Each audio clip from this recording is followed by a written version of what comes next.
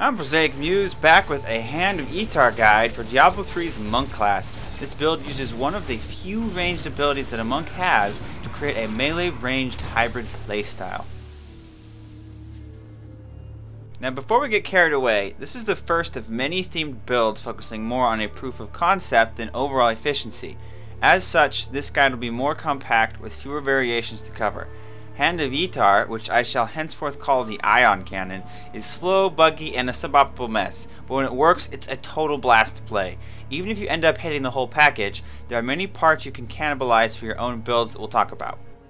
I put Crippling Wave with Concussion and Lashing Tail Kick with Ion Cannon on the mouse buttons, Breath of Heaven with Blazing Wrath, Serenity with Peaceful Repose, Mantra of Healing with Circular Breathing, and Sweeping Wind with Inner Storm take up the QWERTY keys, while One with Everything, Transcendence, and the Guardian's Path fill the passives. If your primary character is a monk, you might be facepalming over the lack of certain abilities and passives, but that's okay. The entire purpose of this build is to get as much spirit generation as possible for spamming Ion Cannon, so let's talk about how we're going to do that. I might as well call Blazing Wrath the Monk rune. It heals you, it buffs you, it has a reliably short cooldown. Why would you want to use something else? Simple, spirit generation. Infused with Light offers a respectable way to recover spirit at the cost of extra damage. If you refuse to use a Diablo, you might need this to balance periods of spamming with periods of recovery. Buffs are great and all, but Ion Cannon's gotta eat. I'm fully aware that most monks don't use Peaceful Repose, but I happen to prefer the heal to an extra second of invulnerability. The reason being that if you use life per spirit spent, you can heal yourself for up to 10,000 on use. I don't have lifesteal on my gear, so this is important to me. If you can already heal for more than that in 1 second from lifesteal and high damage, this will seem wasteful to you. In that case, Ascension will offer you a slight damage increase as a result of less movement. Keep in mind, however, that if you frequently use Serenity to run away, you're not going to heal, and Peaceful Repose may prove the better option. Of course, if you're playing in a party, Tranquility is a great way to indirectly increase the damage of friends. If they have an ability specifically for handling crowd control, they can potentially exchange it if you coordinate well enough for you to keep them out of trouble. Given that we want massive amounts of spirit generation, Circular Breathing is an obvious choice. If you opt to use Ion Cannon in a secondary capacity where you don't burn through spirit, you'll want to revert to the standard Mantra of Evasion or Conviction. Like with Circular Breathing, Inner Storm is purely for spammage. I happen to have a full Inna set, so I have no problem keeping it active for the buff. If you don't plan to spam Ion Cannon or you have a hard time keeping Sweeping Wind up all the time, feel free to switch this for another rune or ability. I used to use Wave of Light, the giant bell, for the burst AoE range damage until I completed my Inna set and focused on Ion Cannon. Cyclone is a possible alternative if you have a high crit chance and spend most of your time in melee, but it doesn't pair well with a Diablo. Dual wielding will speed up your attack rate and lower your spamming capacity though, which could defeat the purpose of using Ion Cannon. Crippling Wave is by no means required, but I rationalized that Concussion is similar to the passive Resolve, allowing you to free up a slot. The Daze and both slows further increase your survivability, making it quite nice in a pinch. With a high proc rate, it's also a very effective source of healing if you have life on hit. If you're plenty tanky, Mingle is the best option for damage, but it's hard to justify taking if you want to focus on Ion Cannon.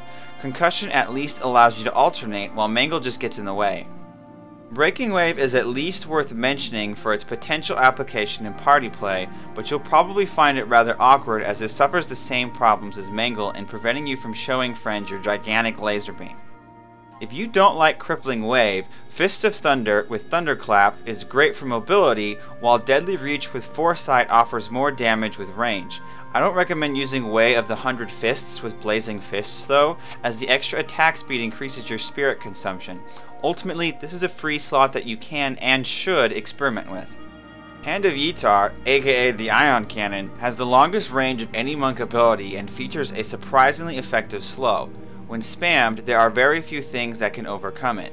The impact radius is large enough for a clumped elite pack, but too small to be effective against large groups of trash.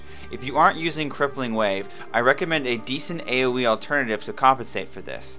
The proc rate and damage per blast makes this rune effective with lifesteal or life on hit, and even works to build and maintain Sweeping Wind at a distance.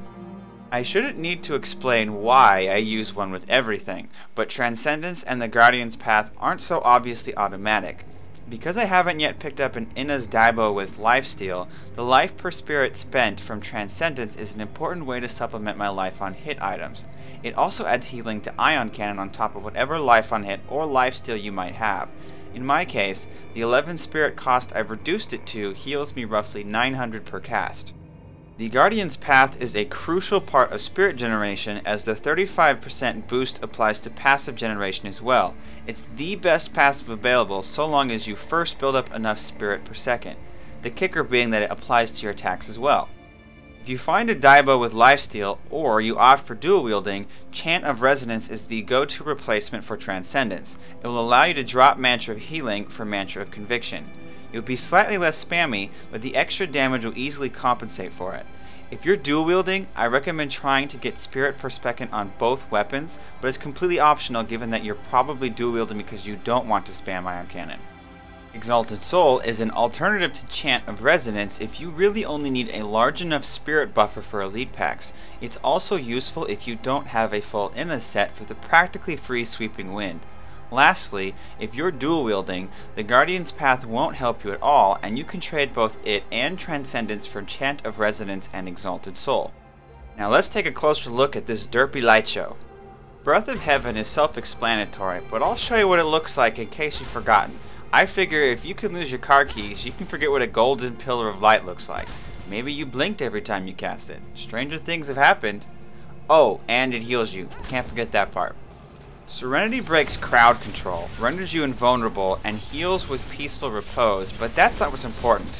What's important is that you remove all of your items in the process. In what reality does stripping naked equal God mode? Is that why people go to strip clubs? I mean, I wouldn't really know. I haven't left this room since high school, but that's besides the point. Naked monks, that's what's up. Mantra of Healing is another easy to understand ability in that it provides passive life and spirit regen, but like Serenity, it stops making sense when you cast it for the damage bubble. Apparently, you mug a wizard for his energy armor every time you want to protect yourself. Even the sound is the same. No wonder so many wizards perform storm armor with critical mass. Them monks kept stealing their buffs. Yeah, I dare you to touch my armor now.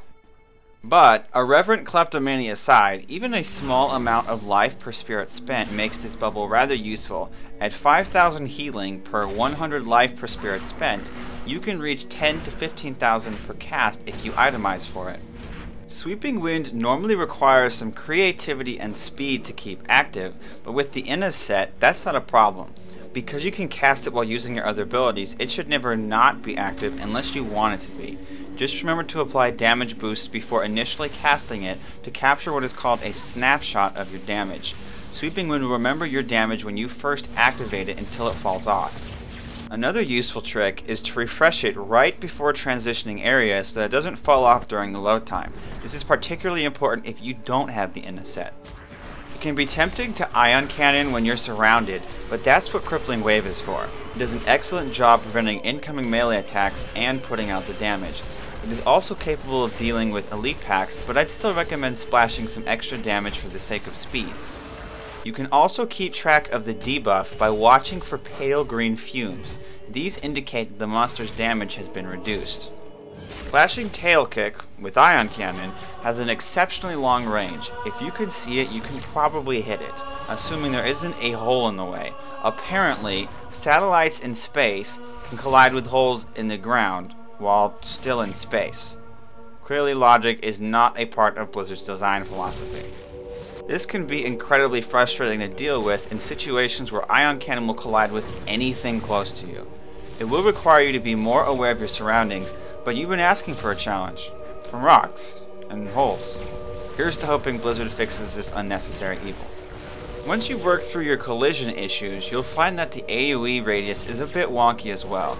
The radius is roughly the size of the inner region of Sweeping Wind, but due to needlessly large hitboxes and target locking, it won't always land where you click, thus missing nearby targets you would have hit if it allowed you to aim. This is less of a problem the closer monsters are to you. Even with this issue, Ion Cannon helps tackle ranged elite packs, especially those with crowd control affixes you'd normally have to chase them through. It is also quite effective against goblins, usually slowing them enough to avoid a chase. Even in the midst of trash mobs, you can easily keep goblins slowed while you work your way over for the kill, something groups might find appealing. This build has some very specific requirements if you want to spam Ion Cannon with reckless abandon. First, you need to maximize spirit regen and minimize Lashing Tail Kick's cost. You can get spirit regen on your helm, amulet, gloves, belt, ring, weapons, and in a set. You can reduce Lashing Tail Kick's cost by a total of 19 to 11, 5 from a Kaleidoscope, 4 from Skull Grasp, 5 from Stone of Jordan, and 5 from a Diablo. I'd recommend between 7 to 10 base spirit regen before Sweeping Wind with Inner Storm is active.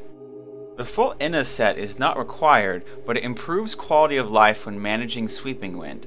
The Inna's Diablo is also a black weapon, allowing you to make full use of items that add percentage damage.